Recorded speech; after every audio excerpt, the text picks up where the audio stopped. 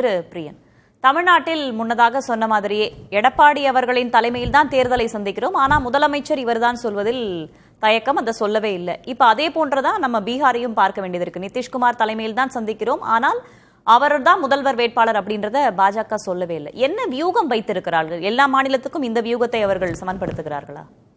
இல்லை, என்டிஏவை பொறுத்த மட்டும் அவங்க சிஎம் கேண்டிடேட்டை வந்து அனௌன்ஸ் பண்ணுறதில்ல. ஈவன் சௌகான் கூட மத்திய பிரதேஷில் 3 தடவை சீஃப் மினிஸ்டராக இருந்தார். பட் எலெக்ஷன்ஸுக்கு அப்புறம் தான் அவங்க டிசைட் பண்ணுறாங்க. டெல்லியில் அப்படி தான் பண்ணாங்க. மகாராஷ்டிராவில் ஷிண்டே சிட்டிங் சீஃப் மினிஸ்டர் அவரை ப்ரொஜெக்ட் பண்ணவே இல்லை.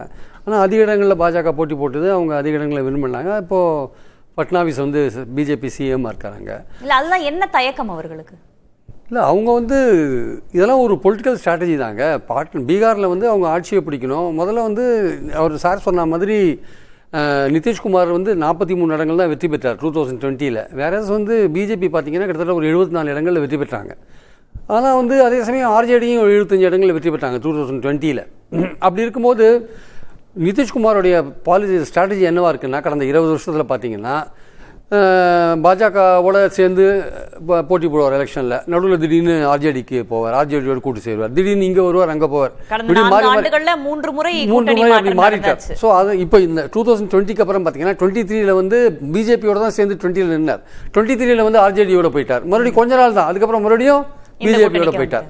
ஸோ அவங்களுக்கு வந்து என்னென்னா, அந்த சமயத்தில் பிஜேபிக்கும் என்னென்னா அதிகாரத்தில் போய் உட்காரணுன்ட்டு அவங்க அந்த மாதிரி அட்ஜஸ்ட்மெண்ட்டுக்கு ஒத்துக்கிறாங்க. ஆனால் ஒரு எலெக்ஷன்ஸுக்கு அப்புறம் பார்த்தீங்கன்னா இப்போ 101, 107 இடங்களில் போட்டி போடுறாங்க, 2 பேரும் போட்டி போடுறாங்க இல்லையா. சப்போஸ் பிஜேபி வந்து 70 இடங்களில் வின் பண்ணிச்சு, ஆர்ஜேடி வந்து 40 இடங்களில் தான் வின் பண்ணிச்சு வச்சுக்கோங்க. நேச்சுரலி பிஜேபி இந்த வாட்டி விட மாட்டாங்க, அவங்க தான் சீஃப் மினிஸ்டர். ஏன்னா ஏற்கனவே என்ன சொல்லிட்டு வராங்கன்னா, யார் அதிகமான எம்எல்ஏஸ் வெற்றி பெறாங்களோ அவங்க தான் சிஎம்ன்றது பிஜேபியோட குரலாக இருக்குது. அவங்க அதனால் இந்த வாட்டி போன வாட்டி வந்து அதிகாரத்தில் உட்காரணும், இவரை நம்ம நடுவில் டிஸ்டர்ப் பண்ண வேண்டாம் அப்படின்ட்டு கூட்டணி சேர்ந்தாங்க, போட்டி போட்டாங்க, வந்தாங்க. பட் பாயிண்ட் என்னென்னா, இனிமேல் வர எலெக்ஷன்ஸில் வந்து அவங்க பிஜேபி சீஃப் மினிஸ்டர் தான் இருப்பார்.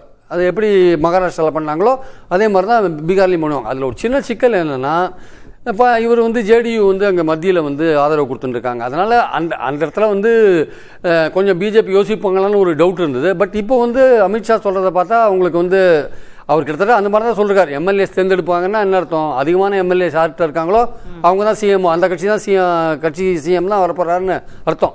அது ஓப்பனாக வந்து நிதிஷ்குமார் கிடையாதுன்னு இப்போ சொன்னால் என்ன பிரச்சனை வரும்னா, 101 இடங்கள் 101 இடங்களில் போட்டி போடுறாங்கல்ல, இந்த 2 கட்சியும் ஒருத்தருக்கு ஒருத்தர் கால வரலே இருப்பாங்க. இவன் ஜெயிச்சா இவங்க அதிக இடங்கள் வந்துடுவாங்க, இவங்க ஜெயிக்கக்கூடாது இல்லாட்டி அதிக இடங்கள் வந்துடுவாங்கன்னு 2 கட்சிகளும் என்ன பண்ணோம், ஒருத்தருக்கு ஒருத்தர் காலவாரி ஒரு இடத்துல. இது வந்து 1980 காங்கிரஸும் டிஎம்கேவும் தமிழ்நாட்டில் நடந்தது இல்லை.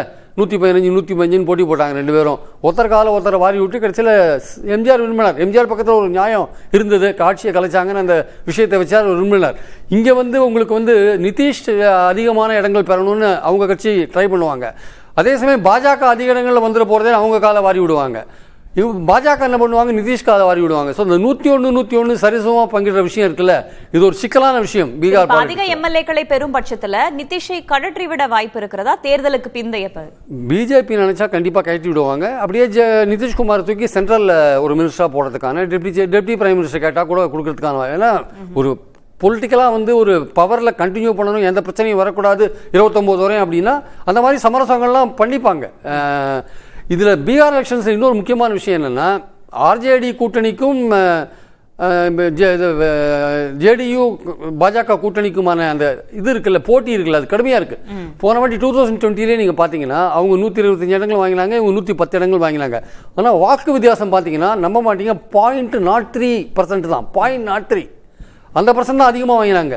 அப்போ அது ஒன்றும் பெரிய விஷயமே கிடையாது. காங்கிரஸுக்கு 70 இடங்கள் கொடுத்து அவங்க 19 இடங்கள்லாம் வின் பண்ணாங்க.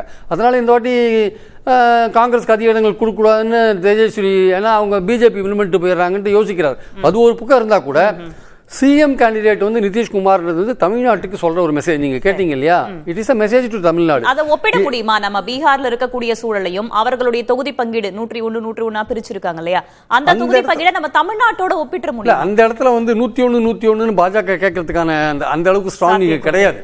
ஆனால் முதல்வர் கேண்டிடேட் அப்படின்ற ஒரு விஷயம் இருக்குல்ல, அதை வந்து பின்னாடி பார்த்துக்கலாம், தேர்தலுக்கு அப்புறம் பார்த்துக்கலாம். ஏன்னா ஏற்கனவே அமித்ஷா என்ன பேசியிருக்காரு, அதிமுக தலைமையில் கூட்டணின்னு சொல்லியிருக்காரு.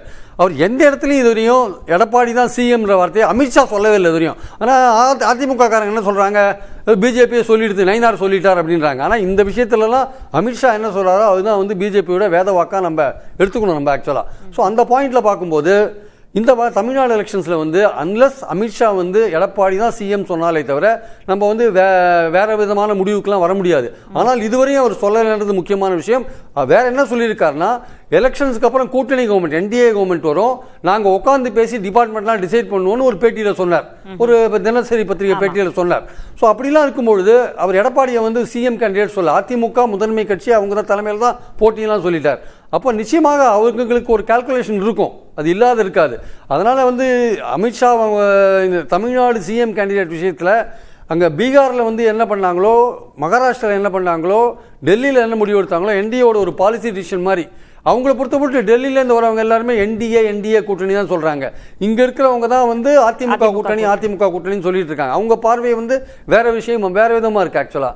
அதனால் வந்து எடப்பாடி பழனிசாமி தேர்தலுக்கு முன்னாடி என்ன நீங்கள் சிஎம் கேண்டிடேட்னு டிக்ளேர் பண்ணி பிரச்சாரம் பண்ணணும்னு சொல்லுவார்னு நினைக்கிறேன். அப்போ சொன்னால் தான் அவங்களும் அதை பண்ணுவாங்க, அவங்களும் சொல்லக்கூடிய ஒரு வாய்ப்பு இருக்குன்னு நினைக்கிறேன். ஆனால் அதுவரையும் வந்து ஒரு கிரே ஏரியாவாக அந்த விஷயம், ஒரு தெளிவில்லாமல் ஒரு விஷயமாக தான் இந்த விஷயம் இருக்குது. அதில் வந்து மற்ற இடங்களில் கடைபிடிச்ச அதே விஷயத்தை வந்து இங்கே கடைபிடிச்சாங்கன்னா அதிமுகவுக்கு ஒரு சங்கடம் வரும் ஆக்சுவலாக. பார்ப்போம் அடுத்தடுத்த கட்டங்கள் நடக்குது.